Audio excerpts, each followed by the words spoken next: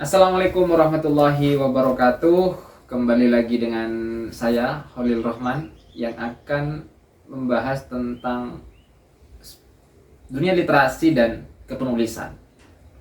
Nah, pada kesempatan kali ini saya akan sedikit membahas tentang bagaimana sih cara kita itu mendapatkan ide ataupun ilham ataupun gagasan ya semacamnya itu dalam memulai sebuah tulisan.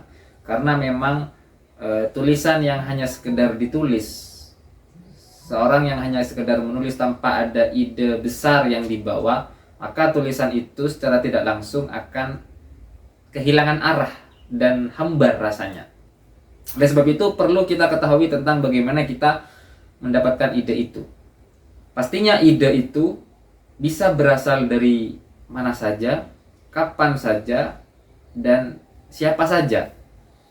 Namun untuk lebih mengkerucutkan hal yang begitu kompleks ini, ya dari mana saja, kapan saja, dan oleh siapa saja, ada beberapa poin yang mungkin perlu kita ketahui bersama.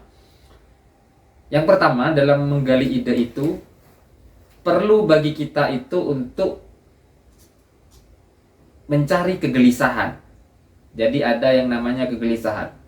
Setiap orang itu saya rasa mempunyai kegelisahan ataupun masalahnya masing-masing.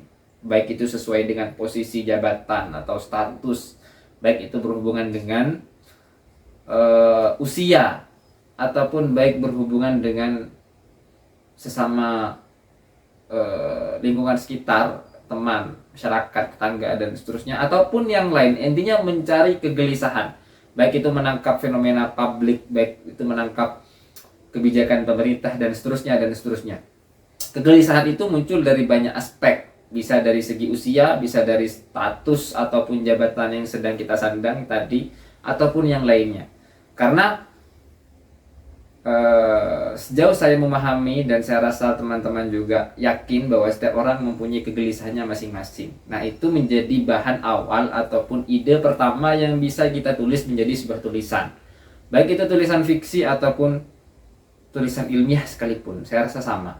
Misalnya seorang guru yang menggelisahkan tentang kenapa sih kok ini murid saya nakal, ataupun kok murid saya ini tidak cerdas, tidak bisa menangkap pelajaran.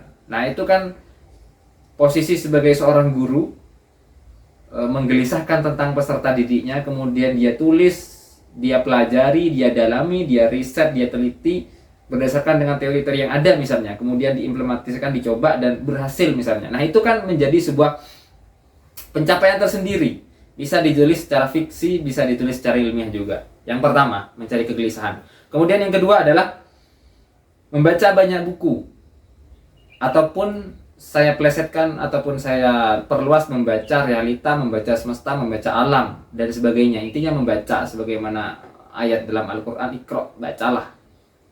Jadi kita itu membaca. Dengan kita membaca itu seolah-olah kita membaca buku. Kita istilahnya itu sebagai seorang pedagang kulaan gitu ya. Jadi kita mengambil banyak bahan, entah itu tulisan apapun, bergenre fiksi kah, bergenre ilmiah, ataupun membahas tentang sosial masyarakat, budaya, pendidikan, dan seterusnya, semua kita baca, yang itu kita tampung misalnya, dan kita simpulkan, kemudian kita simpan, ya kan, kita simpan, kemudian di lain hari kita baca-baca lagi, kemudian kita sangkut pautkan dengan fenomena yang lain. Nah, itu bisa menjadi awal munculnya ide kita dalam menulis.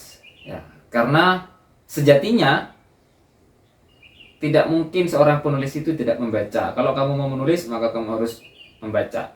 Bahkan teknik simpelnya aslinya, tanpa mengikuti kelas kepenulisan sekalipun, kita secara otodidak ya bisa belajar menulis. Ya, ingin menghasilkan tulisan yang bagus, misalnya cukup hanya dengan membaca dan menulis, bisa. Jadi kalau katanya Bang Ben itu ya, ada penulis itu Benny Arnas, ada dua hal untuk menjadikan kita menjadi seorang penulis yang hebat misalnya. Yang pertama adalah banyak membaca, yang kedua adalah banyak menulis. Kalaupun mau ditambah menjadi 4, menulis yang banyak, membaca yang banyak. Jadi sama saja. Jadi seolah-olah kita itu memang harus eh, mengawinkan ataupun menggandengkan dua itu secara terus-menerus, secara berkesinambungan dalam waktu yang lama, seperti itu. Yang ketiga ada dalam menggali ide itu ada melakukan perjalanan. Ya ini versi Terelie ya. Saya ambil dari versi Terelie atau Darwis. Jadi melakukan perjalanan. Saya menangkap ini mungkin lebih kepada arah fiksi ya. Tulisan yang nanti dihasilkan, ataupun juga bisa sih sebenarnya tulisan ilmiah bisa dilakukan dengan melakukan perjalanan. Karena melakukan perjalanan itu seolah-olah kita membawa diri kita, personal internal kita untuk menghadapi ataupun melihat fenomena alam, kenyataan alam, lingkungan sekitar, personal yang lain. Jadi kita berinteraksi dengan itu semua, kita berhubungan dengan itu semua. Misalnya dengan teman sejawat lah, ataupun dengan alam yang kita temui dan seterusnya, itu bisa menjadi titik awal kita bisa menemukan ide. Makanya nggak heran kalau saya pribadi gitu kan melakukan perjalanan ke beberapa tempat yang estetik gitu kan, agar kita mampu mencairkan suasana, kita mendapatkan ide, kita merefresh dan menyegarkan pikiran kita untuk bisa lebih berpikir secara sehat dan jernih, sehingga tulisan itu ya bisa kita selesaikan dengan lebih cepat misalnya, ataupun kita bisa mendapatkan ide baru yang lebih segar dan seterusnya. Itu yang ketiga. Dan yang keempat, yang terakhir menurut versi ini ya saya simpulkan, ini saya juga dapatkan dari Terelie ataupun Darwis. Itu dia mengatakan salah satu tips untuk mendapatkan ide adalah kita harus menjadi pendengar yang baik. Ya, menjadi pendengar yang baik, bukan lantas gagal ya, ataupun bukan lantas keliru ketika kita mendengarkan ataupun menerima informasi banyak dari orang lain. Karena begini, kalau kita mau menulis tentang, saya orang Madura gitu kan, saya ingin menulis tentang Jakarta. Nah, posisi saya tidak punya uang misalnya untuk ke Jakarta, untuk transportasi dan semacamnya. Nah, maka untuk mengganti itu, maka saya bisa berinteraksi ataupun berbicara dengan orang yang Jakarta. Saya bertanya misalnya, di Jakarta itu apa sih yang khas di Jakarta, bagaimana sih kehidupan di Jakarta, kemudian ya apa sih orang-orang di sana dan seterusnya. Nah, itu sebagai ketika orang itu menjelaskan tentang Jakarta, kita mendengarkan dengan baik, kita menyimak dengan baik, kita dapat menyimpulkan itu semua itu, maka ide itu secara tidak langsung ataupun perlahan-lahan akan bisa kita dapatkan dari menjadi pendengar yang baik. Atau kalau katanya Terelie seperti ini,